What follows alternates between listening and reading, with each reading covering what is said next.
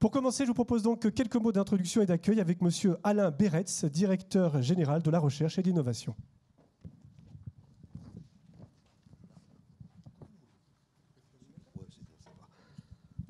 Bien, bonjour à tous. Bonjour Pierre.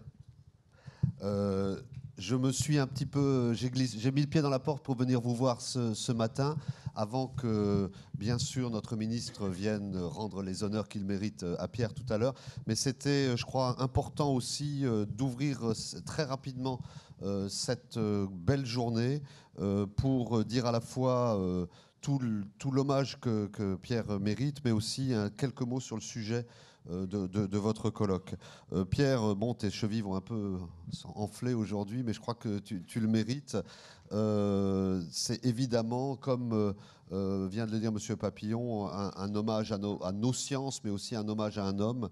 Et je crois qu'il faut parler de la manière dont Pierre Tambourin a généré finalement ce Génopôle. Ce Génopôle qui correspond... Il y a comme ça des actions dans nos métiers, mais aussi en général dans la vie publique, qui portent le nom d'un homme ou d'une femme. Et je crois qu'on peut dire que le Génopôle sera toujours associé au nom de Pierre Tambourin, ou le nom de Pierre Tambourin au Génopôle.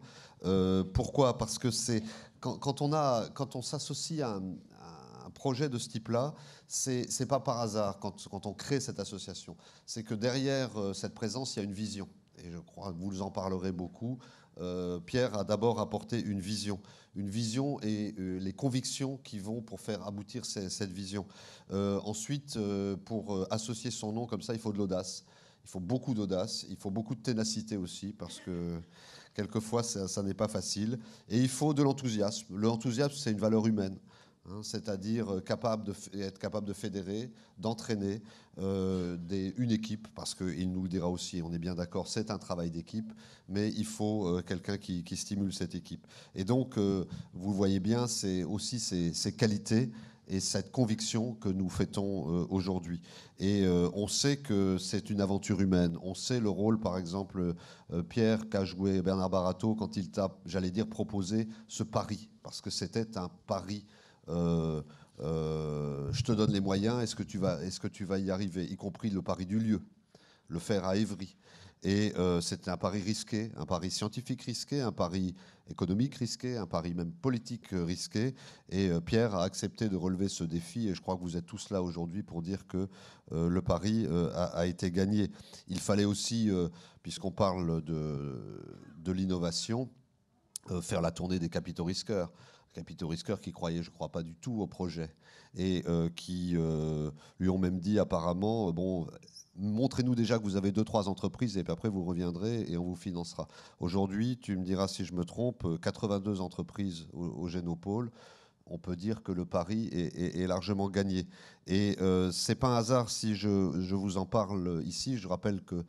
Papillon l'a dit, je suis le directeur général de la recherche et de l'innovation. C'est aussi pour affirmer la réussite de ce pari-là, la réussite de cette liaison harmonieuse entre recherche et innovation. Et qui sont aussi des marques de fabrique, j'allais dire, de Pierre, qui ont aussi conduit à son travail avec Jean-Luc Bella sur justement l'amélioration constante des procédures qui permettent d'aller harmonieusement et sans perte de potentiel justement de la recherche à l'innovation et réciproquement. Alors bien sûr, ça n'est pas une réunion d'hommage, j'allais dire sec, c'est vraiment une réunion où la science rend hommage aussi à un homme et à une stratégie, à une conviction. Moi, je soulignerai deux points simplement, très rapidement, dans votre colloque qui me semble essentiel à dire du point de vue, j'allais dire, du chercheur, mais du point de vue du directeur général. D'abord, que votre colloque montre bien, mais c'est encore important, que l'innovation sans la recherche fondamentale, ça ne marche pas. Et toute l'histoire du Génopôle, c'est vraiment ça. C'est la qualité fondamentale d'une recherche qui va vers ensuite de l'innovation. Et aujourd'hui, Il faut que chacune d'entre nous, dans nos responsabilités, dans nos actions scientifiques, on sache faire passer ce message qui aussi, pour lequel l'État donne des outils, par exemple le PIA3 ou d'autres éléments. Mais il me semble que chaque jour, il faut le rappeler, c'est la base aussi d'une présence de la recherche dans l'innovation. Le deuxième point, c'est la relation entre recherche et société, la santé dans la société. Votre domaine est par nature extrêmement interdisciplinaire, déjà dans les disciplines scientifiques, dans la relation avec les entreprises, je l'ai déjà cité, mais aussi dans la relation avec le personnel soignant et avec les malades. Et vous savez que c'est un des sujets de recherche les plus médiatiques, les plus complexes, dans l'interaction avec le public. Les sondages divers sur le sujet l'ont bien montré.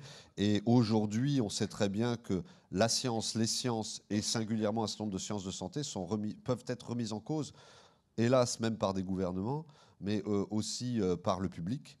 Et il est important aussi de savoir présenter nos résultats, nos convictions, nos ambitions au public. Vous en discuterez. Les questions d'éthique, les questions de sciences en société seront aussi au cœur de ce colloque, et c'est très important. Et je crois que c'est aussi la deuxième symbolique de cette journée, de la science fondamentale de qualité, une relation avec l'économie, mais aussi une relation positive avec la société. C'est aussi ce que Pierre a su réaliser tout au long de sa carrière. C'est notre engagement, c'est votre engagement. Et cher Pierre, je voudrais vraiment, en mon nom personnel un petit peu quand même, au nom de notre amitié déjà ancienne, mais aussi au nom de la fonction que je représente, te dire à quel point nous te remercions. Vous souhaitez à toutes et tous un très bon colloque sous les auspices et sous les symboles que je viens d'évoquer. Merci beaucoup. Merci beaucoup Alain Beretz. Merci infiniment. Effectivement, c'est une excellente introduction. L'esprit de la journée est insufflé. Et nous allons voir se succéder une série de présentations et d'évocations de ce que la recherche, l'innovation, le développement et puis aussi sa transformation en véritables procédés, produits même, qui vont jusqu'au marché via des startups ou des entreprises. C'est l'esprit de Génopôle depuis toujours. Et puis c'est l'esprit des différents interlocuteurs qui vont se succéder, qui ont tous plus ou moins eu ou ont aujourd'hui de très importantes fonctions au sein de leurs institutions ou de leurs entreprises. C'est de voir cette liaison entre les deux.